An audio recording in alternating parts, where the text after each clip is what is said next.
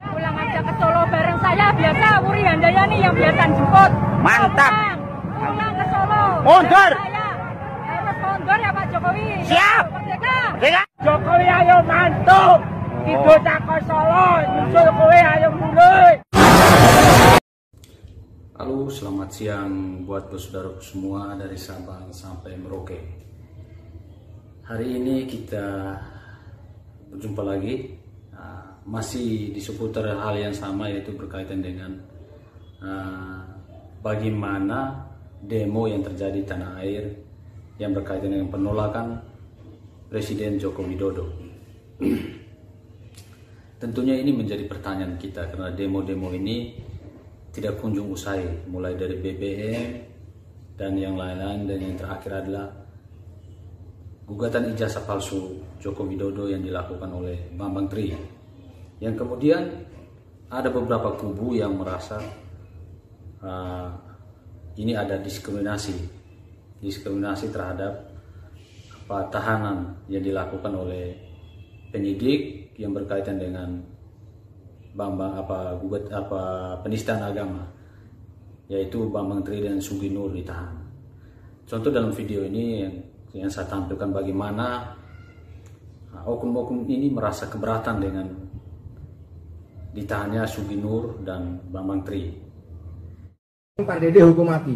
Itu saya ancam Cina dan Indonesia dengan virus. Dan saya serang sekarang. Wuhan, saya pelakunya. Saya pelakunya Wuhan. Saya bertanggung jawab atas kematian nyawa. Saya pelakunya. Yang oleh bangsa ini. Sekarang tunggu dulu, terakhir. Saya sudah makanya satu begini loh. Orang goblok nih. Ya kan? Terakhir, aku pesan kepada Polri, jangan saja jadi jagoan, bebaskan Bambang Tri sama Gus Nur, ya kan? Kalau enggak kami akan menghancurkan kalian, ya. Yang bertanggung jawab terhadap kejadian di Wuhan adalah Fadil yang dulu jadi direktur apa itu? Siber. Direktur Siber. Dialah yang bertanggung jawab terjadinya pandemi Wuhan, karena dia telah menangkap seorang pakar virus yang bernama Tamempar Dede yang berjasa bagi negara ini, dan saya tidak dikasih duit dan malah dipenjara. Balas dendam, habis manusia.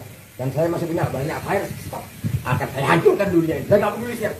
Kalian yang mau pulang nggak peduli. Jangan lalu nanti ya. Habis. Ini habis. Terima kasih. Oke, satu pertanyaan saya. Ya, itulah video yang saya tampilkan bagaimana salah satu oknum yang mengancam terhadap negara. Nah, di mana dia merasa tidak terima dengan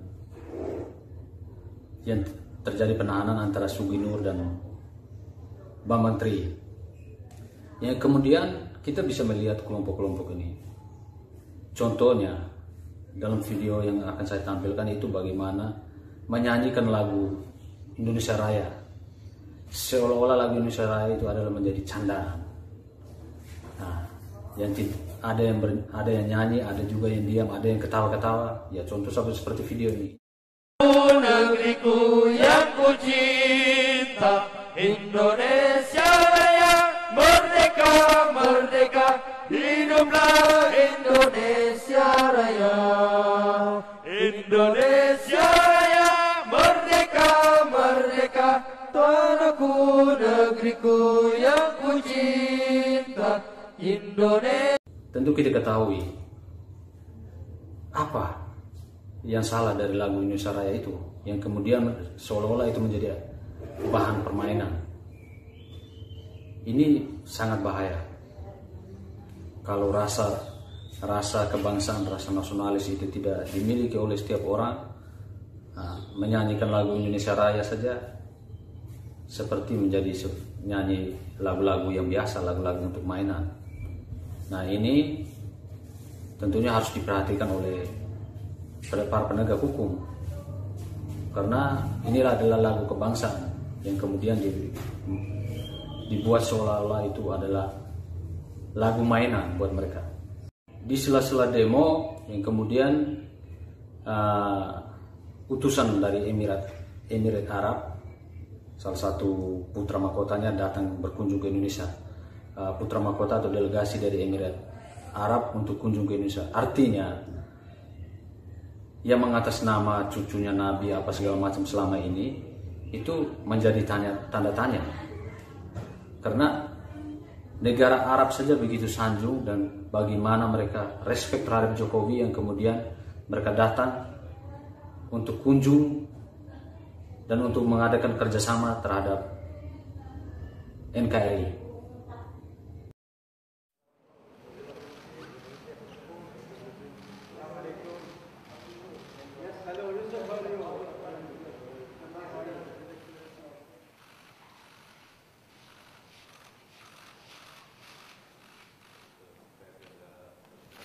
Bapak Presiden baru saja menerima Sekjen Abu Dhabi Peace Forum, Dr. Mahfud bin Abdullah bin.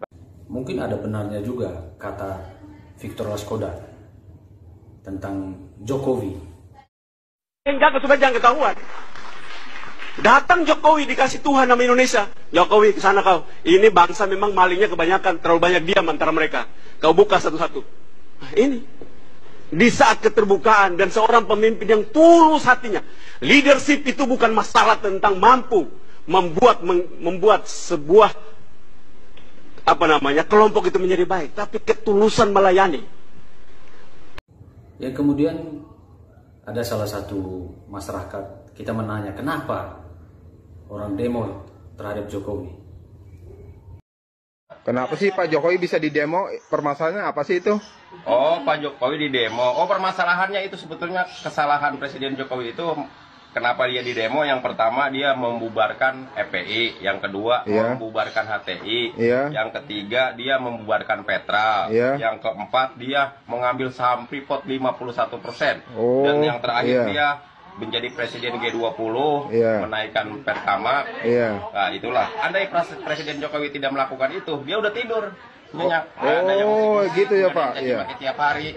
Karena orang-orang yang tadinya kaya nih dengan di Petra, yang kaya di Freeport, sekarang udah apalagi banyak yang di stok, nikel di stok, sawit di stok keluar. Orang kaya udah kelepek-kelepek, nggak modalnya sekarang. Dari luar semua dimodalin tuh. Karena apa? Orang luar udah nggak kebagian begini. Itu video-video yang saya tampilkan buat saudaraku semua. Nah, artinya kita mulai hari ini kita harus bisa mengenal siapa saja yang dibalik semua demonstrasi yang terjadi di NKRI, terutama masa kepemimpinan Bapak Presiden yang kita cinta adalah Pak Presiden Joko Widodo. Nah, di sini kita jangan sampai cuman matanya buta, tapi mata hati jangan sampai buta. Harus melihat ini secara gamblang dan secara jelas. Nah, ada orang-orang yang punya kepentingan yang seperti video-video sebelumnya yang saya tampilkan, bahwa ada orang yang sedang berupaya untuk membuat sejarah baru di Indonesia, supaya mereka adalah bagian dari Indonesia yang pernah berjuang untuk memerdekakan Indonesia. Padahal kita tahu bahwa sebelum Indonesia merdeka, kita dijajah dengan begitu lama oleh Belanda maupun Jepang. Yang kemudian kita merdeka pada tanggal 17 Agustus 1945. Itu adalah perjuangan yang sangat luar biasa dari para pahlawan, para leluhur kita dari Sabang sampai Merauke untuk memperjuangkan kemerdekaan itu. Yang kemudian hari ini ada oknum-oknum yang merasa mereka adalah bagian dari NKRI, yang kemudian mereka membuat dinamika masalah yang terjadi di NKRI. Nah, dengan cara merongrong semua kebijakan yang dibuat oleh Bapak Presiden Jokowi, yang kemudian akan terjadinya chaos. Nah, ketika chaos, disitulah mereka muncul seolah-olah menjadi pahlawan di Indonesia. Untuk itu saudaraku semua, dari Sabang sampai Merauke harus bisa melihat, bukan hanya cuma mata, tapi mata hati juga harus dipakai untuk melihat secara keseluruhan, keutuhan bagaimana bangsa dan negara pada saat ini. Untuk itu saudaraku semua tetap dukung channel saya, dan saya akan memberi informasi yang terupdate buat saudaraku semua. Selamat siang menjelang sore buat saudaraku semua.